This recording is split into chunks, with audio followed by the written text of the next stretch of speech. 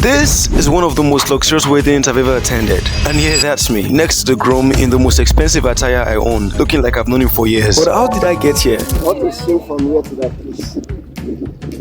My camera is impressing me, I'm serious. I posted my first YouTube video on the 1st of January 2020, and there's someone who has been a major source of support to the channel since then. Someone I've noticed that looked like this.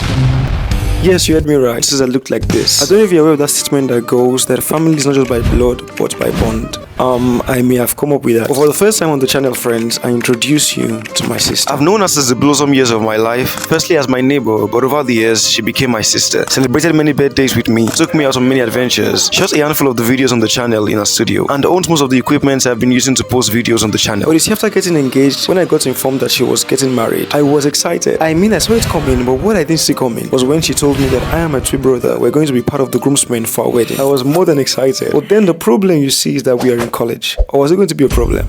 We left every single thing we were doing in school and left for Lagos. But unlike most of the journeys on the channel, this was the fastest, as we got to Lagos in less than 6 hours. And after settling down that day and the next day, we made our way the next day to the hotel we were going to be staying in for the period of the wedding. Now, I couldn't make a video due to some reasons, but to have an idea of what our hotel room looked like, take a look at these images of my dad chilling.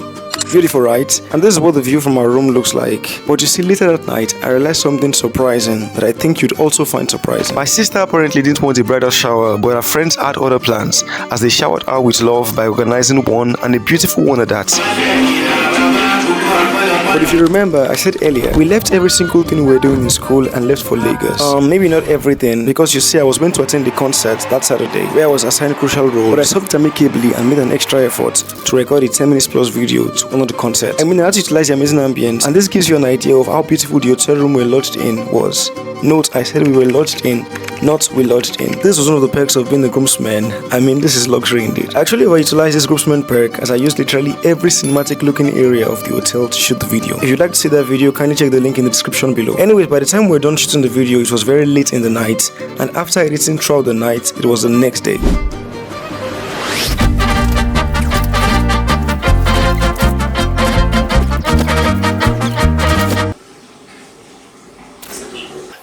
And after my preparations, here is the bride. Anyway, some minutes or about an hour later, we moved to the venue for the wedding.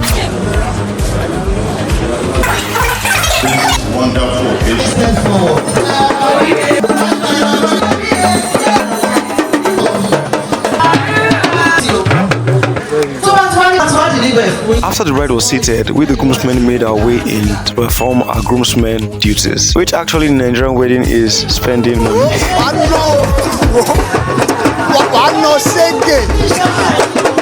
The traditional wedding, according to the Yorubas, is like paying before you actually get your package, which actually in this context is seeing the bride. So what you're seeing actually is a representation of that. But then spending money is actually not the only thing you have to do. But then the groom himself has to engage in some form of dancing. I don't know if being able to dance is actually a criteria to be a good groom, but then it's part of the culture of the Yorubas for the groom to dance before he enters, apart from he and his groomsmen spending money before seeing the bride. But as groomsmen, we are there to actually cheer the groom on to dance or whatever is being asked to do.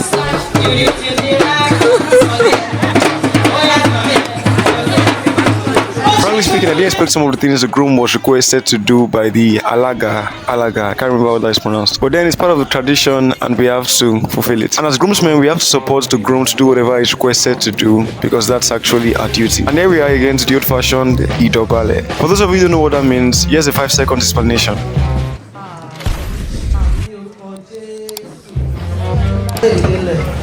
All friends and right and yeah. Now, to explain what you're saying, I think the idea is that the alaga asks for every Nigerian currency, and she uses every single one of them to pray, and that shows that you must be prepared if you're actually planning to get married. At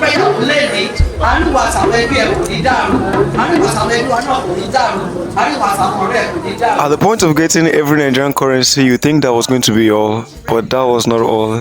This also had to happen. But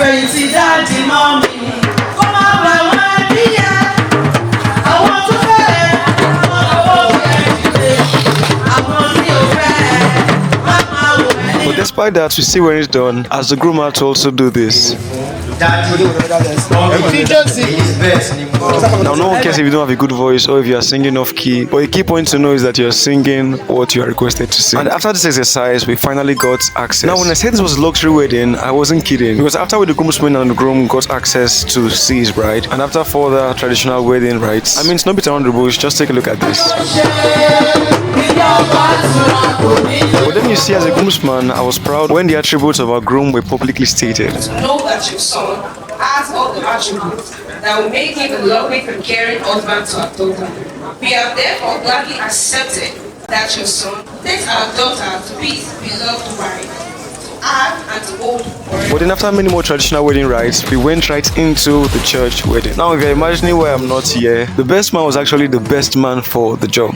I mean, I didn't have a suit, even though that's not suiting to say. But you get my point. Now, earlier I talked about we the groomsmen being proud of the groom, and this further reiterated that. If you were back, it's the same thing I would have heard. He said, I love him. He's a man indeed. Now, minutes later into the preaching, the pastor said something really funny that I think you guys wouldn't want to miss out on. Yes, like, we should have more. Like how many? Just 2. Can you hear? Why not 3 or 4? Father, Son, and the Holy Ghost. Why not the 4 corner points of the land? The north, the south, east, and west. Have more. Anyways, to wrap up the church wedding was a prayer session, and after documentation, we went straight to the reception. Or I think it's called the white wedding.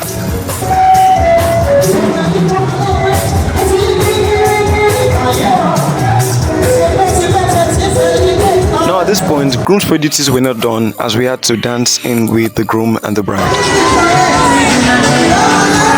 Please overlook me not having a suit for the wedding. But thank God being able to dance was not part of the criteria to being chosen as a groomsman, or else what will I be saying now? But while talking about dancing, I think this is what it actually means to dance, not what I was doing before.